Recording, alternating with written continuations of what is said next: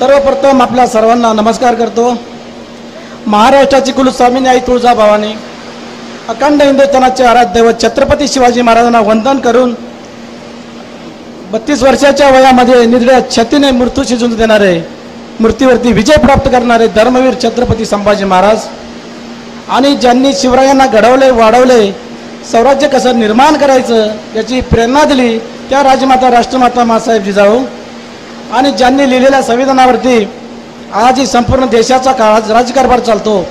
असे भारतरत्न परमपूज्य डॉक्टर बाबासाहेब आंबेडकर आणि ज्यांनी शिक्षणाची ज्ञानगंगा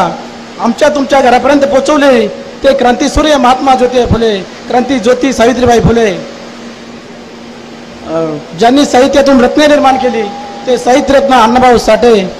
माता रमाई, माता भीमाई, पुण्यश्लोक अहिल्याबाई होळकर, जगद्गुरु संत श्रेष्ठ संत तुकाराम महाराज, संत ज्ञानेश्वर महाराज अशा या महान महापुरुषांना वंदन करून, त्यांनी केलेल्या महान कार्याला वंदन करून आलेल्या सर्व मान्यवरांची मनपूर्वक हार्दिक स्वागत करतो। आदर